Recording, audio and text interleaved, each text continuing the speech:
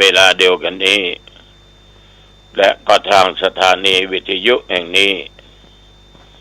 ในรายการปกิณกะแห่งธรรมะสเประต้องขออนุโมทนาขอบใจต่อคุณโยมกันทะ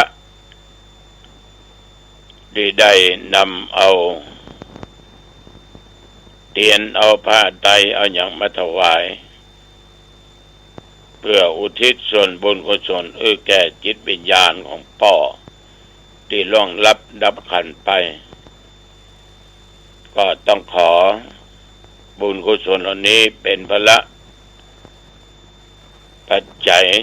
ได้ไปรอดถึงจิตวิญญาณของโยมพ่อนำไปสู่สุคติสาธุชนญาติโยมต่อไปนี้ตั้งอกตั้งใจว่าคำบูชาพระรัตนตรัยพร้อมๆกันเเพื่อเป็นมังคละเป็นมงคลอะระหังสัมมาสัมพุทโธภควาพระผู้มีพระภาคเจ้าเป็นพระอรหันต์ดับเพลิงกิเลสเพลิงตกสิ้นเชิงตรัสรู้ชอบได้โดยพระองค์เองพุทธังภวันตังอภิวาเทมิข้าพเจ้าอภิวาทพระผู้มีพระภาคเจ้าผู้รู้ผู้ตื่นผู้เบิกบานกราบพระพุทธเจ้าสวากขาโตภควตาธัมโมพระธรรมเป็นธรรมที่พระผู้มีพระภาคเจ้าตรัสไว้ดีแล้วธัมมังนัมสสามิข้าพเจ้านมัสการพระธรรมกราบพระธรรมสุปฏิปันโนภควโตสาวกสังโฆพระสงฆ์สาวกของพระผู้มีพระภาคเจ้าปฏิบัติดีแล้วสังฆังนัมมามิข้าพเจ้านอบน้อมพระสงฆ์นะโมตัสสะภะคะวะโตขอนอบน้อมแด่พระผู้มีพระภาคเจ้าพระองค์นั้นอะระหะโตซึ่งเป็นผู้ไกลจากกิเลส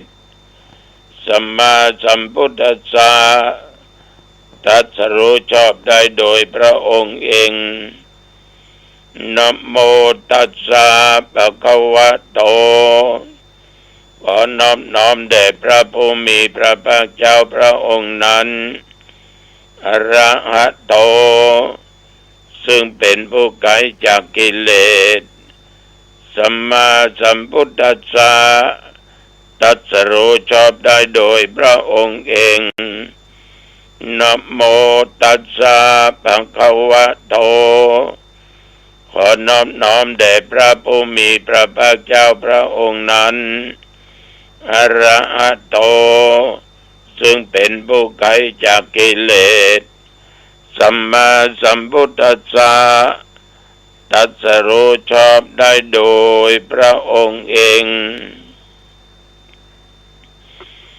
พุทธังสรณังคัจฉามิธัมมังสรณังคัจฉามิสังฆังสรณังคัจฉามิตุติยัมปิพุทธังสรณังคัจฉามิตุติยัมปิธัมมังสรณังคัจฉามิตุติยัมปิสังฆังสรณังคัจฉามิตติยัมปิพุทธังสรณังคัจฉามิตติยัมปิธัมมังสรณังคัจฉามิตติยัมปิสังฆังสรณังคัจฉามิอิติปิโสภะคะวะอะระหังสัมมาสัมพุทโธ วิชาจรณะสัมปันโนสุขโตโลกวิทูอนุตตโรปุริสธรรมสารถิ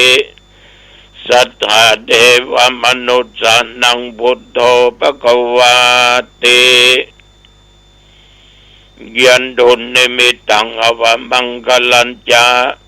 โยจามนาโปสกุณจัสสะโท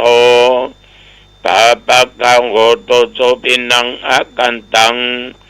พุทธานุภาเวนะวินาศเมนตุสวากขาโตภควตาธัมโมสันติติโกอากาลิโกเอหิปิสิโกโอปนายิโกปัจจตังเวทิตโพวิญโยหิติยันตุนิมิตังอวมังคลัญจาโยจามนาโพสกุณจัสสะโท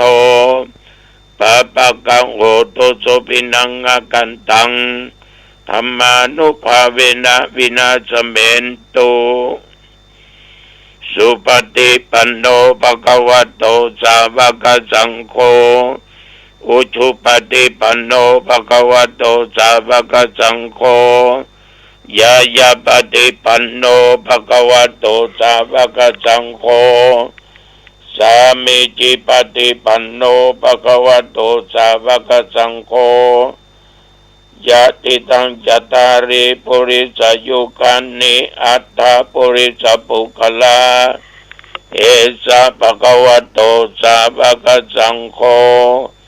อาหุนายโยปาหุนายโยทักขินายโยอัญชลีกรณิโยอนุตตลังปุญญเขตังโลกัสสาติยันตุนิมิตังอวมังคลัญจาโยจามนาโปสกุณจัสสะโทปะปะกังโหตุโสปินังอากันตังสังฆานุภาเวนะวินาศเมนตุวิปัสสิสานัมมโทจักขุมันตัสสะสิริมโตสิกขิสัพเพนัมมโตสัพพพุทธานุกัมปิโนเวสปุจจานัมมโตนะหัตถกัสสะตปัสสิโนนัมมโตกักขุสันตัสสะมรเสนะปมติโนโกนากัมมนัสสะนัมมโตพระมนัสสะวุสิมโตกัสสะปัสสะนัมมโตวิปมุตตัสสะสัพพติอังคีลัสสัสสะนัมมโตจักขยพุทธัสสะสิริมโตโยอิมังธัมมเตเสสิสัพพพุทธาปนุดานังเยจะเป็นนิพุทธาโลเกยะถาพุทธังวิปัสสิสุงเตชนะอภิสุนามะอันตาวิตัสสารธาหิตังเดวมนุสสานังยังนมัสสันติโคตมังวิชาจรณะสัมปันนังบังอันตังวิตัสสารทังวิชาจรณะสัมปันนังพุทธังวันธามะโคตมันติยะโตหังภคินีอริยยะชาติยะชะโตนาปิชนะมิสัญจิจาปานังชีวิตาวโรเปตาเตนะสัจเจนะโสติเตโอตุโสติกัปปะสะโอชังโคสติสังคโตธัมมนังวิจโยตถาวิริยัมปิติปัสสติโพชังคาจตถาปเรสสมาธุเปกขโพชังคาสัตเตเตสัพพทักษินามุนินาสัมปตกตาปวิตาปาหุลิกตาสังวัตตันเตอภิญญายานิปนายาจะโพธิยาเอเตนะสัจจวัชเชนะโสติเตโอตุสัพพทา เอกัสสมิงสัมมเยนะโตโมคคัลลานันจะกัสสปังขีลันเอตุกิเตติสวาโพชังเคสัตตะเทสัญเยเตจะตังอภินันติตวาโรกามุจิงสุตังคะเนเอเตนะสัจจวัชเชนะโสติเตโอตุสัพพทาเอกตาตัมมราชาปิเกลันเยนะปิปิริโตจุนดาเตเรนะตัญเยวะปนาเปตวานะสัตรังสัมโมติตวาจะอภาตาตินตัมหาพุทธาสิธานโสเอเตนะสัจจวัชเชนะโสติเตโอตุสัพพทาปะอินาเตจะอภาตาตินนันปิมะเอสินังมัคคะอัตตกิเลสวะปัตตานุปติตัมตังเอเตนะสัจจวัชเชนะโสติเตโอตุสัพพทาสักกัตตัวปุถรัตนังโอสัตตังอุตมังวรังยิตังเทวมนุสานังพุทธเตชนะโสตินานัสสันตุปัตตวาสเปทุกขาวุปัสสเมนตุเตสักกัตตัวธรรมรัตนังโอสัตตังอุตมังวรังปะลิลาอุปัสสมนังธรรมเตเชนะโสตินานัสสันตุปัตตวาสเปพยาวุปัสสเมนตุเตสักกัตตัวสังฆรัตนังโอสัตตังอุตมังวรัง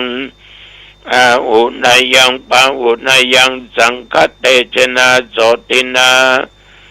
นัสสันตุปัตตวาสเปโรกาวุปัสสเมนตุเตภวตุสัพพมังคลังรักขันตุสัพพเทวตาสัพพพุทธานุภาเวนะสัทธาโสติภวันตุเต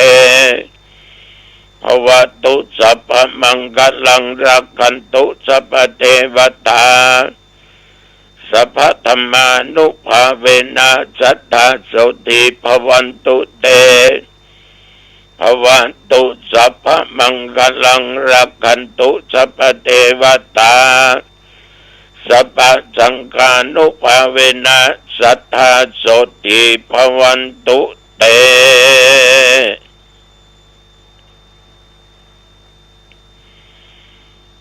โดย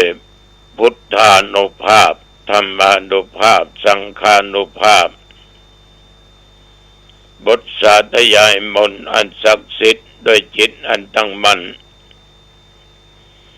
อาตมภาพตุเจ้าตนนี้ขออำนวยอวยพรแก่บรรดาญาติโยมท่านผู้ฟังทั้งหลายที่อยู่ทั้งบ้านทุกเพศทุกวัยทุกชั้นวรรณะเท่าแก่ทุกกำจายิงเด็กขาขอให้อยู่สุขกายสบายใจนับตั้งแต่นี้ไปขอท่านทั้งหลายจงอยู่ปราศจากซึ่งข้อปีข้อเดือนข้อวัดยังข้อวันข้อยามข้อเมื่อลับเมื่อตื่นเมื่อยืนเมื่อเดียวข้อเหลวซ้ายและขวาจะได้เกิดมีมาแก่ท่านทั้งหลายนับตั้งแต่โอกาสนี้ไปข้างหน้าขอทุกท่านทุกคนจงประกอบไปด้วยโชคปีโชคเดือนโชควันโชคยามอายุปีอายุเดือนอายุวันอายุยามเดินทางไปเหนือใต้ตรงออกไกลใกล้ขอแคล้วคลาดจากภัยพิบัติจากอันตราย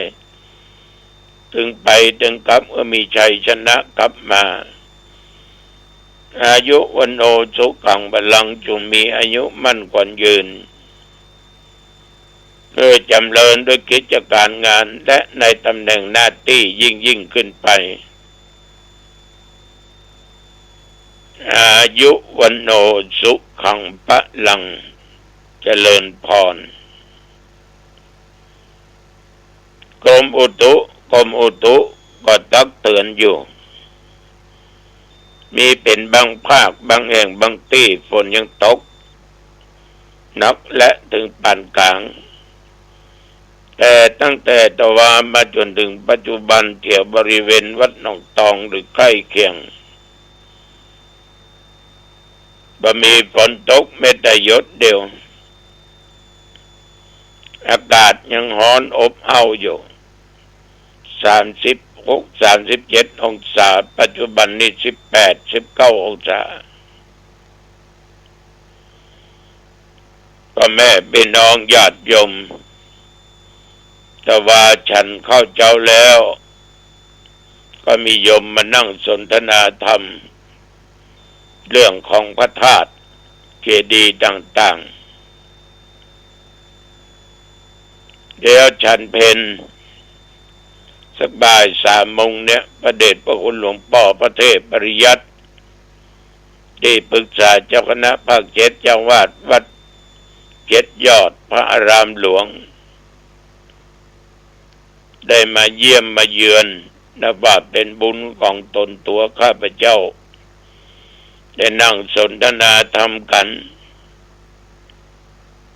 เพราะหลวงพ่อนั้นเป็นมหาเถระที่มีเมตตาธรรมกรุณาธรรมต่อพระผู้อยู่ใต้บังคับบัญชามีลักษณะเป็นกันเองอยู่ตลอดก็นั่งสนทนากันได้ประมาณชั่วโมงกว่าหลวงพ่อก็กลับขออนุโมทนาในน้ำจิตน้ำใจของหลวงพ่อพระเทพปริยัติไปณโอกาสนี้เป็นอย่างมากที่ไปเยี่ยมเยือนลูกเต้าหลานเหลนบุกศิษย์ลูกหาตอนนั้นมาก็เที่ยวไปเที่ยวมาอาบน้ำอาบท่าไปพระสวดมนต์ก็พักผ่อนจนถึงปัจจุบันประเดี๋ยวนี้พี่น้องบ้านต้นแก้ววัดต้นแก้วอำเภอแม่ริมจังหวัดเชียงใหม่วันพุธนี้8 โมงเมื่อคืนเราพระกันเนิดที่วัดต้นแก้วนะเอาเมินละไม่ได้ไปที่วัดต้นแก้วสมัยก่อนเป็นเฮียนเป็นเน้นน้อยเรียนหนังสือที่วัดแม่ริมเดี๋ยวลงไปเอวหาครูบาอาจารย์ตั้งแต่นั้นมาก็นอกจากได้รับนิมนต์ประเทศนี่ก็เมินละที่ไม่ได้ไปวันพุธเวลาประมาณ20 นาฬิกาปะกันเนิดที่วัดต้นแก้วอำเภอแม่ริมจังหวัดเชียงใหม่ญาติโยมท่านผู้ฟังคำสนทนากันที่คุณโยมเปิ้นเอ่ยถึงพระธาตุเจดีย์ด้วยความกังขาว่าธาตุนั้นจะมีแต่ก่อน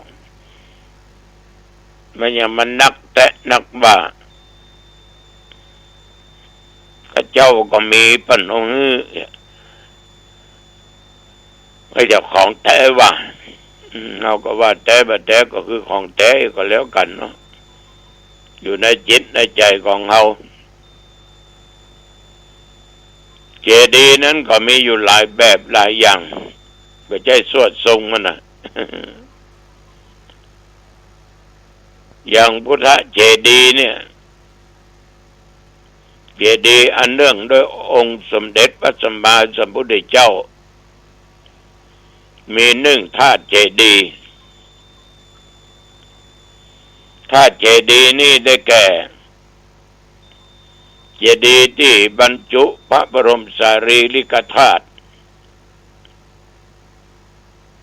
อย่างวัดพระธาตุเจ้าสลีจอมทองวัดพระธาตุเจ้าดอยสุเทพพระธาตุเจ้าวัดอริพุนชัยละปูนพระธาตุเจ้าวัดพระสิงห์เนาะแล้วก็ธาตุก็มีกุวัดกุว่าแม้แต่หนองตองก็ยังมีก็เมื่อจะบรรจุพระธาตุ หลวงปู่ทองพระครูบาอาจารย์ญาติโยมต่างก็นำพระธาตุก็ไปบรรจุไว้ที่บนพระเจดีย์ฉะนั้นโอ้ถึงอัฐิของพระพุทธเจ้านั้นนอกจากพระโคตมะแล้วจะเป็นพระองค์ใดองค์หนึ่งก็ได้หรือว่าเป็นพระธาตุของพระอรหันต์องค์ใดองค์หนึ่งก็ได้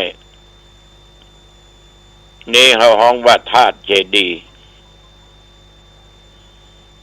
บริโภคเจดีย์ได้แก่สิ่งที่พระพุทธเจ้าของเราที่เปิ้นได้ใจได้สวยเป็นต้นบากเข็มกาได้กาผ้านุ่งโคใบกาโต๊ะตั้งมานั่งสถานที่ที่พระพุทธองค์เคยประทับแม้แต่ถ้วยโถโอชามแม้แต่บาตรก็บรรจุบรรจุเอาใส่ธนานจะเป็นธนานจะเป็นอย่างใดก็ได้ทองก็ได้เงินก็ได้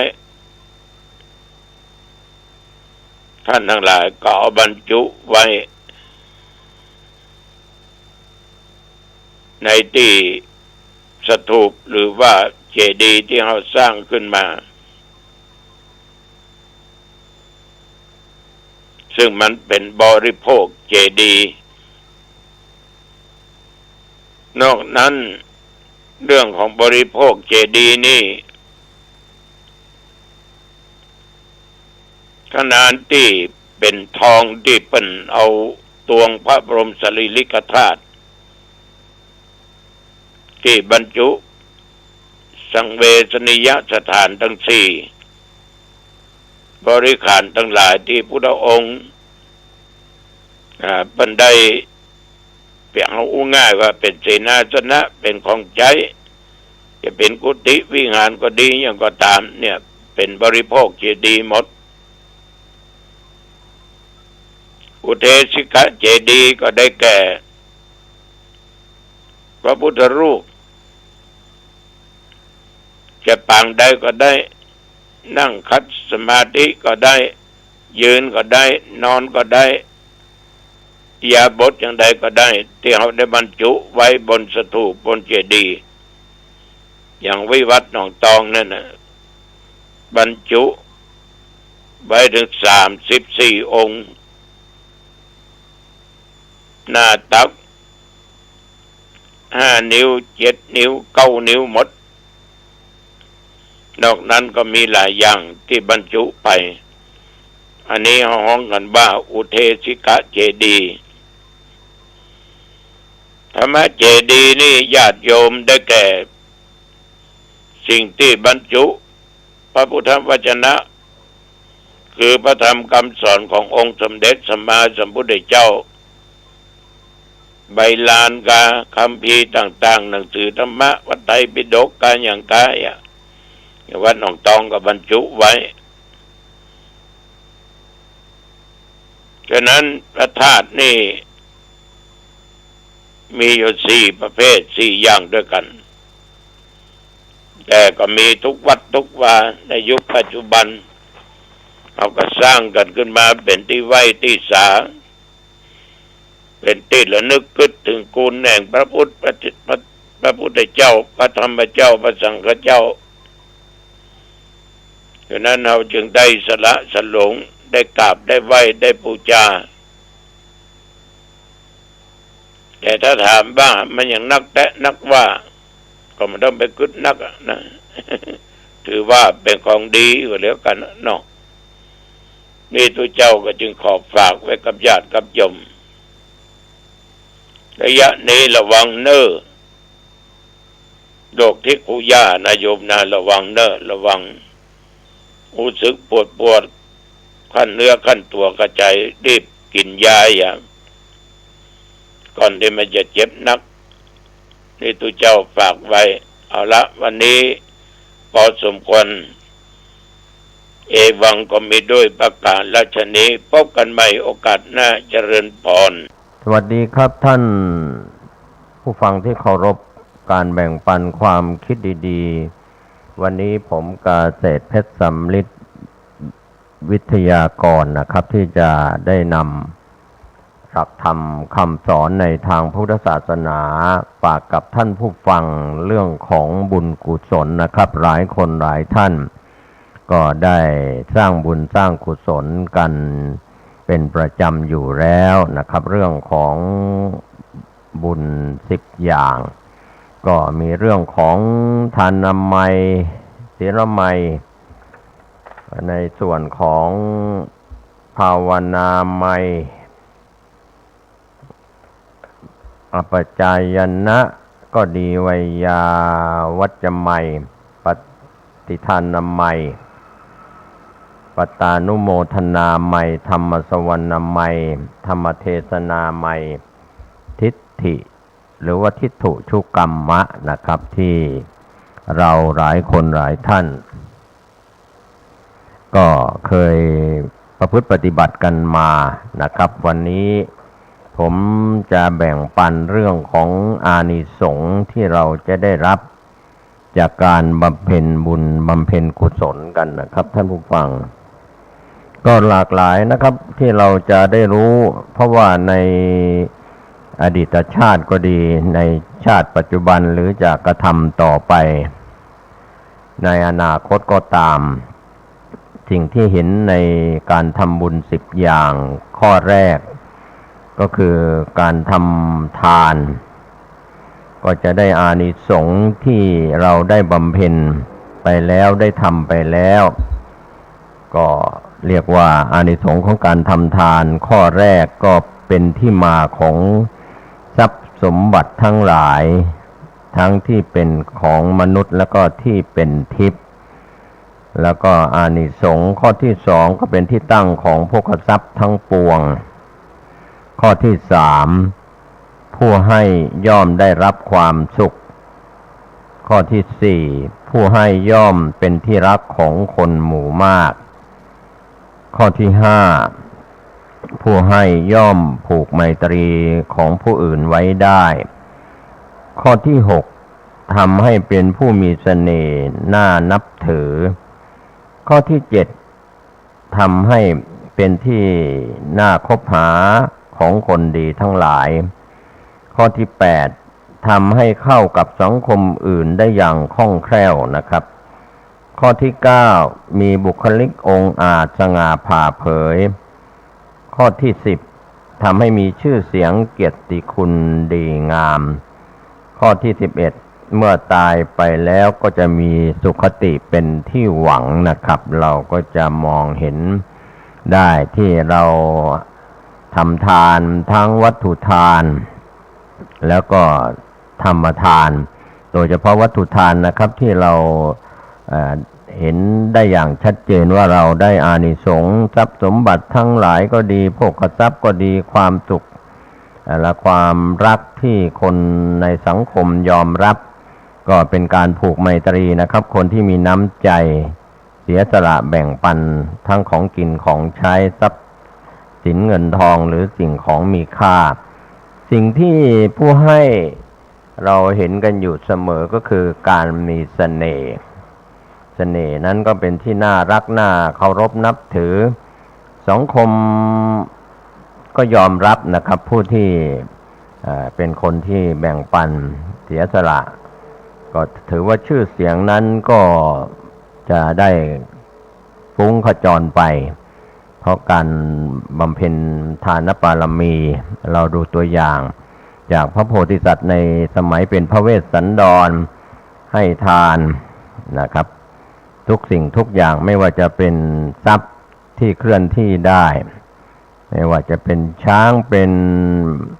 ชาลีกันหาพระนางมัตสีก็ตามการบำเพ็ญพระโพธิญาณของพระพุทธองค์ในยุคที่เป็นพระโพธิสัตว์นะครับอันนี้ก็ถือว่าเป็นบุญจากการให้ทานก็เป็นทานปารมีทานะอุปปารมีแล้วก็ทานะปรมัตถปารมีด้วย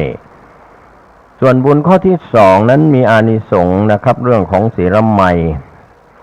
ก็สำเร็จจากการรักษาศีลไม่ว่าท่านจะรักษาศีล5ศีล8ศีล10ศีล227หรือศีล311ของนางภิกษุณีก็ตามอานิสงส์การที่เรามีความประพฤติปกตินะครับทำให้มีความสุขกายสุขใจเป็นข้อแรกข้อที่สองทำให้เกิดโภคทรัพย์ได้ก็ในข้อแรกนั้นสีเลนะสุขติงยันติสุขกายสุขใจสีเลนะโภคสัมปทาสีนั้นทำให้เกิดโภคทรัพย์ได้นะครับข้อที่สามทำให้สามารถใช้สอยทรัพย์นั้นได้อย่างเต็มอิ่มโดยไม่ต้องหวาดระแวงส่วนข้อที่สี่ทำให้ไม่ต้องหวาดระแวงว่าจะมีใครมาทวงทรัพย์สินเงินทองคืนข้อสุดท้ายทำให้เกียรติคุณฟุ้งขจรไปทำให้ผู้อื่นเกิดความเชื่อถือนะครับท่านผู้ฟังอันนี้ก็เป็นเรื่องราวที่เราเห็นจากอานิสงส์ของ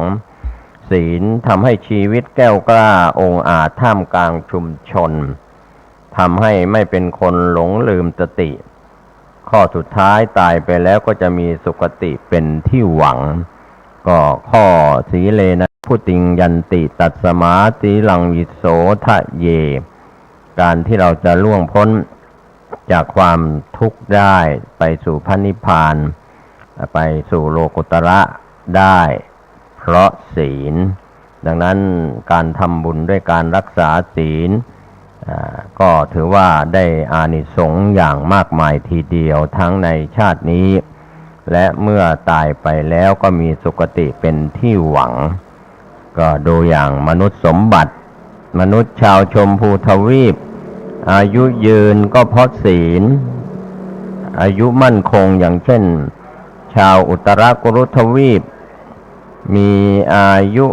1,000 ปีเป็นอายุไขก็เพราะศีลชาวปุพวิเทหทวีปมนุษย์ทางทิศตะวันออกมีอายุ700ปีเป็นอายุไขก็เพราะศีลชาวมนุษย์อัปราโคยานทวีปก็มีอายุมั่นยืนยาว500ปีก็อำนาจของศีล5ทางนั้นนะครับเพราะอำนาจของศีลเป็นส่วนที่รักษาได้แล้วก็เป็นอานิสงส์อย่างยิ่งใหญ่ทีเดียวการทำบุญจากภาวนาใหม่การเจริญสมถกรรมฐานวิปัสสนากรรมฐานไหว้พระสวดมนต์เจริญจิตตภาวนาทำอะไรต่างๆนะครับก็ถือว่าเป็นส่วนของภาวนาสวดมนต์เป็นยาทาภาวนาเป็นยากินอย่างไรก็ตามเราก็ได้ทั้ง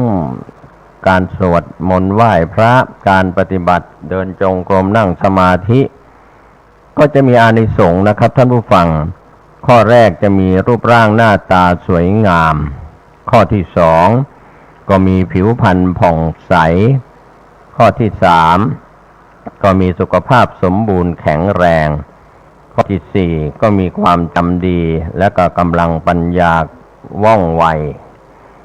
ข้อที่ห้าเป็นคนใจคอเยือกเย็นข้อที่หกเป็นที่ชื่นชอบของผู้ที่ได้พบเห็นที่ได้คบค้าสมาคมข้อที่เจ็ดมีบุคลิกอันน่าศรัทธาเรื่มใสข้อที่แปดเกิดในตระกูลดีๆตระกูลที่สูงข้อที่เก้ามีบุคลิกสง่างามข้อที่สิบก็มีมิตรสหายมากข้อที่11เป็นที่เคารพยำเกรงของคนทั่วไปข้อที่12เป็นที่ชื่นชอบของบัณฑิตทั้งหลายข้อที่13สมบูรณ์ด้วยปัจจัย4ไม่ว่าจะเป็นข้าวน้ำโภชนาอาหารที่อยู่อาศัยเสื้อผ้าเครื่องนุ่งห่มยารักษาโรคนะครับปัจจัย4ข้อที่14นั้นก็ปราศจากบาปทั้งหลายข้อที่15ก็ปลอดภัยจากศัตราวุธนะครับอานิสงส์ของการภาวนานี่นะครับท่านผู้ฟังก็มีมากมายรวมไปถึงทำให้อายุมั่นยืนยาวผู้ที่ปรารถนาจ จะมีอายุมั่นยืนยาวก็ต้องเป็นนักศีลนักภาวนาได้อานิสงส์อายุยืนข้อที่16นะครับส่วนข้อที่17เมื่อตายแล้วก็มีสุคติเป็นที่หวังไม่ว่าจะเป็นมนุษย์เทวดาพรหมนะครับนี่อานิสงส์จากการภาวนานะครับท่านผู้ฟัง